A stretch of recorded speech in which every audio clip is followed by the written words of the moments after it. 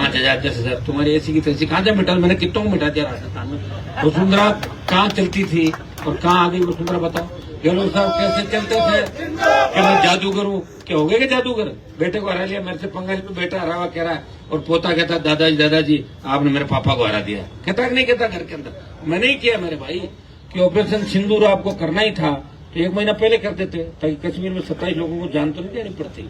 और पुलवामा के बाद जो सर्जिकल स्ट्राइक एयर स्ट्राइक किए तो उससे पहले कर देते आप। तो आप क्या वेट करते हैं कि भाई 30 यहाँ के जब शहीद होंगे तो 40 हम उधर से मारेंगे? क्या कोई बात तो नहीं हो रही आपस में आप लोगों की? जिनको जिनके घर वाले नहीं पूछते थे उनकी इज्जत मैंने बढ़वाई, वो चले गए छोड़ के। बताओ कितने लंबे लंबे भाषण दे रहे हैं। जिनके कपड़े धोने के पैसे नहीं थे, कपड़े नहीं थे, जिनके कपड़े दिलवाए, जूते दिलाए, ऐसे मेरे पास आते थे मेरे प्रवक्ता।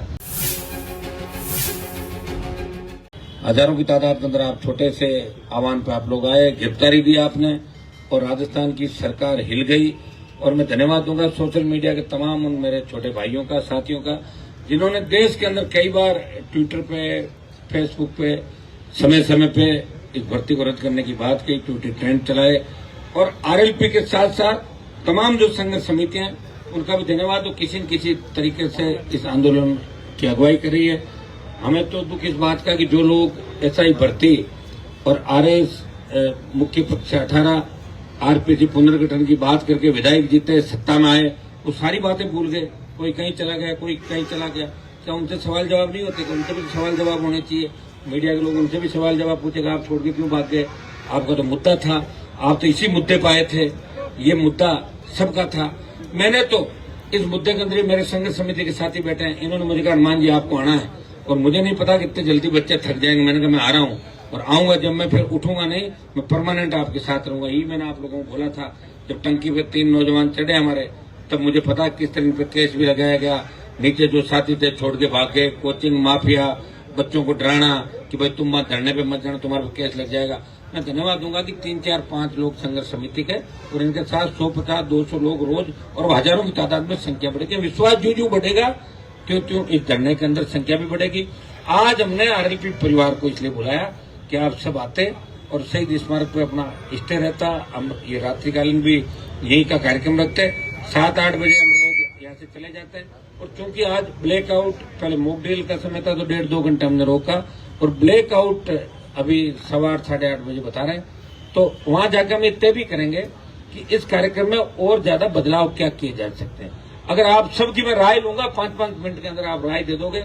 अगर आपको लगेगा कि धरने को आगे पीछे भी करना पड़े तो मुझे कोई दिक्कत नहीं है। देश हित हमारे लिए सर्वोपरि, इसमें कोई दो राय नहीं। देश हित सर्वोपरि है, लेकिन देश हित के साथ साथ हमने जो मुद्दा उठाया ये भी हमारी इज्जत का सवाल है, ये भी हमारी इज्जत का सवाल है, और वो भी हमारी इज्जत का सवाल है। मैं तो प्रधानमंत्री जी से पूछना चाहता हूँ कि ऑपरेशन सिंदूर आपको करना ही था तो 1 महीना पहले कर देते, ताकि कश्मीर में 27 लोगों को जान तो नहीं देनी पड़ती। अगर आपको करना ही था उरी और पुलवामा के बाद जो सर्जिकल स्ट्राइक एयर स्ट्राइक किए तो उससे पहले कर देते आप। तो आप क्या वेट करते हैं कि भाई 30 यहाँ के जब शहीद होंगे तो 40 हम उधर से मारेंगे? क्या कोई बात तो नहीं हो रही आपस में आप लोगों की? इस बात का भी देश की जनता जवाब मांग रही है, देश का नौजवान जवाब मांग रहा है। सर्वदलीय बैठक में आप हमसे इसलिए चिढ़ते हो कि हमारे जैसे लोग में सही बात नहीं बोलते। ये सिंगल मेंबर पार्टी 2/3 इनको बाहर रखो, 5 से ज्यादा जो एमपी उनको बुलाओ ताकि डरे हुए बैठे रहे और नाश्ता करके आ जाए वहां से। होगी 4 लोगों को बिठा के। तो सर्वदलीय बैठक का औचित्य ये होता है, अर्थ ये है कि सारे दल बैठक के अंदर है। तो हमें शौक नहीं बैठकों में जाने का, किसको टाइम इतना भाई, हमारा उनका टाइम राजस्थान में चाहिए। दिल्ली में ज्यादा टाइम पिछली बार दिया, यहाँ आपकी हवा निकल गई, आपने 1 पे ले 1 से 0 पे ले आप लोग। तो मैं नौजवानों को भी कहना चाहूंगा, अब लोग कहते हैं बार बार गुस्सा क्यों होता है? गुस्सा इस बात का आता है तुम्हारी तो उम्र है छोटी, तुम्हें आगे जिंदगी भर मजे लेना है, समझ में आ गया ना। और यहाँ खत्म हो गए, हम आगे खत्म होने के कगार पर जा रहे हैं। तुम्हारा तो कुछ नहीं बिगड़ने वाला, तो पाड़े बदल लोगे इधर उधर, मैं कहाँ जाऊंगा ये तो बताओ मेरे भाई। तो मैं तैयार करूंगा, छोड़ के भाग जाओगे, गाड़ी में बिठाऊंगा, दूसरी गाड़ी में पकड़ चले जाओगे। 150 तो चले गए छोड़ के। जिनको जिनके घर वाले नहीं पूछते थे उनकी इज्जत मैंने बढ़वाई, वो चले गए छोड़ के। बताओ कितने लंबे लंबे भाषण दे रहे हैं। जिनके कपड़े धोने के पैसे नहीं थे, कपड़े नहीं थे, जिनके कपड़े दिलवाए, जूते दिलाए, ऐसे मेरे पास आते थे मेरे प्रवक्ता जो 2000 रुपए के लिए बाहर मुक्ति बैठे हो आखिर थे कि साहब 2000 दे दो गाँव जाना। मैं बता रहा हूँ तुम्हें, नाम नहीं करता, बच्चों का क्या नाम लूंगा, जानता तुरंत सबको, उनकी औकात भी जानता। बाहर खड़े उड़ के हनुमान परिवार को मिटा देंगे, लो बताओ 5,000 10,000 तुम्हारी ऐसी की तैसी कहाँ से मिटा, मैंने कितनों को मिटा दिया राजस्थान में। वसुंधरा कहाँ चलती थी और कहाँ आ गई वसुंधरा बताओ। गहलोत साहब कैसे चलते थे कि मैं जादूगर हूँ, क्या हो गए कि जादूगर, बेटे को हरा लिया, मेरे से पंगा लिया, बेटा हरा हुआ कह रहा है, और पोता कहता दादाजी आपने मेरे पापा को हरा दिया। कहता कि नहीं कहता घर के अंदर, मैंने ही किया मेरे भाई, और आज भी तुम्हारे लिए लड़ता हुआ मैं ही नजर आऊंगा। लेकिन दुर्भाग्य इस बात का तुम याद नहीं रखते, तुम भूल जाते हो। तुम्हें याद रखना है कि 28 का मिशन क्या है। मेरा मिशन नहीं है, मेरा मिशन तो जब चाहो सत्ता की सवारी करो। तो सत्ता की सवारी तो कर रहे हैं, और क्या कर रहे हैं लोग। भजन लाल जी क्या करते थे पहले बताओ, खाने पीने का ध्यान रखते थे। नड्डा जी कहाँ गए, अमित शाह जी कहाँ गए, खाना कौन सा लेंगे, जूस कौन सा लेंगे, करते करते सीएम बन गए। बने नहीं बने, इन्होंने कौन सी लड़ाई लड़ी। और वसुंधरा जी भाषण देना ही नहीं जानती थी, इसने अपने जिंदगी में कोई आंदोलन नहीं किया। और नरेंद्र मोदी ने कोई धरना आंदोलन नहीं किया, देश के प्रधानमंत्री बने कि नहीं बने। कोई धरने आंदोलन और संघर्ष से सीएम पीएम नहीं बनते। सीएम पीएम बनने के लिए तो व्यवस्थाएं चाहिए, और हम तो जीरो से शुरू, हमारा क्या बिगड़ना है। हमने देख लिया राजस्थान का दौड़ क्या है, पार्टी बनाई वही बड़ी बात है कि 18 में पार्टी बना दी, 29 तक चला लेंगे 10 साल, यही बड़ी बात है। कि भारतीय आदिवासी पार्टी में जो कलंक लगाया विधायक ने, वो तो नहीं लगा कम से कम आरएलपी पे, और नहीं लगने का कारण था समय भंग कर दी। अगर समय भंग नहीं करता तो 10-15 लोग और पकड़े जाते, क्योंकि लग गए थे साल 2 साल 4 साल से ज्यादा लोगों की हैसियत नहीं होती काम करने की, अपच हो जाती है। 5 आदमी नमस्कार कर लेते हैं, 10 आदमी नेताजी कहते थे तो औकात से बाहर निकल जाता आदमी। अरे मुझे नेताजी कह तेरी औकात क्या थी 4 साल पहले, वहां जूस का वो लगाता था। अरे भैया ऐसी हालत है लोगों की, मैं क्या करूं, ये है लोगों के अंदर बोलने।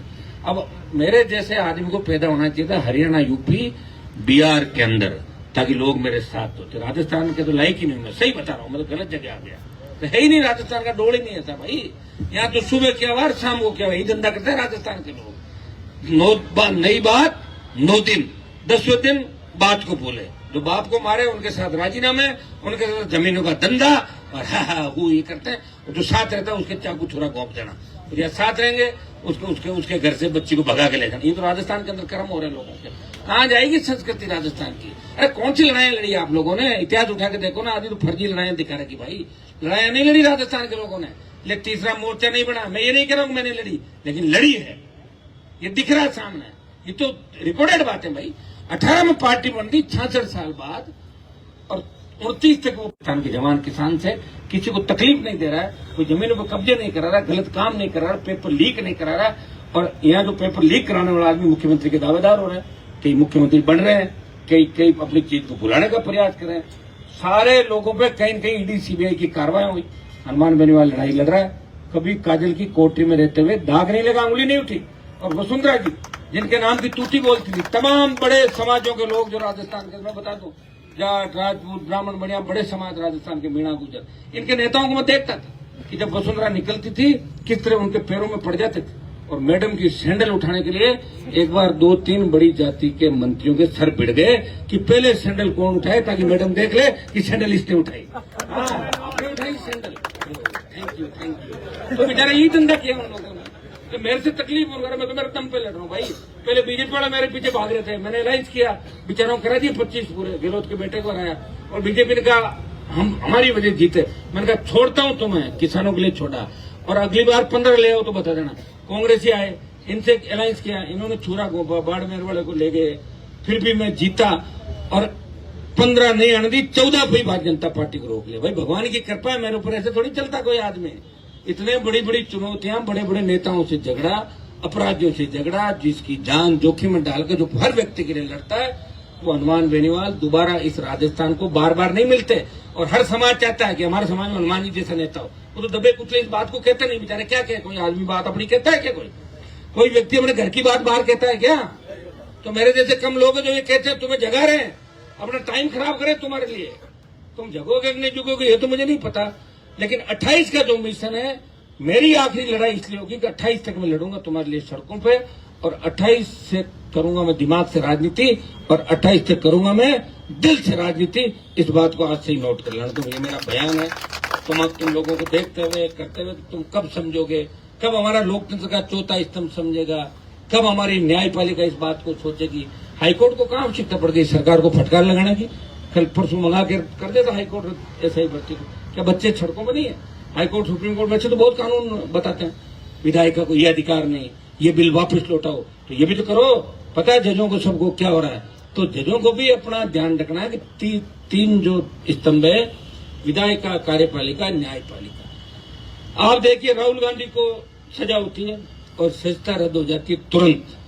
ये जो कमललाल मीणा का मामला है, इसमें इनका स्टे हुआ है सिर्फ सरेंडर करने पे सुप्रीम कोर्ट के अंदर, सजा पे स्टे नहीं हुआ। तो सजती नहीं है सदस्य, रद्द कर देना चाहिए 24 घंटे के अंदर।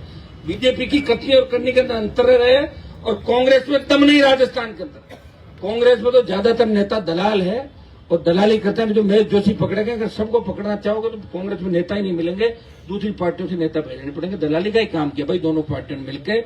70 साल इस राजस्थान को लूटा और उसी का परिणाम है कि आज नौजवानों को सड़कों पर बैठना पड़ रहा है। मेरे भाई, हम कौन सी लड़ाई लड़ रहे हैं? देश तकलीफ के अंदर है। हमें मॉक ड्रिल का ध्यान रखना है, ब्लैकआउट का ध्यान रखना है, तुम्हारे धरने का ध्यान रखना है, इस राजस्थान की बिगड़ती कानून व्यवस्था का ध्यान रखना है। अगर हम नहीं होते तो वसुंधरा नहीं जाती, और वसुंधरा नहीं जाती तो भजनलाल नहीं आता। वसुंधरा से लड़े, गहलोत से लड़े, भजनलाल से लड़े। भजनलाल को पता ही नहीं कि आपकी उत्पत्ति कैसे हुई। हनुमान बेनीवाल जैसे लोग बीजेपी में लड़े, तब भजनलाल जी अवतार हुआ आपका, लेकिन अवतार थोड़े समय के लिए हुआ आपका। आप जल्दी, आपकी भी पर्ची जो आई है वापिस चली जाएगी। आप उसी काम में लगोगे जो धंधा पहले आप पार्टी कार्यालय के अंदर करते थे।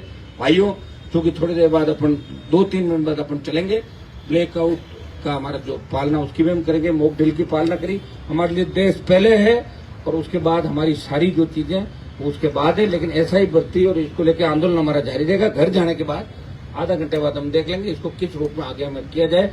लेकिन तैयार रहना, रैली की घोषणा 2 दिन पहले भी हो सकती है। तैयार हो कि नहीं हो? अकेले आओगे, 10-10 गाड़ी साथ लाओगे तो गाड़ियों की सर्विस करा लो, तैयार हो जाओ। ठीक है, ठीक, धन्यवाद।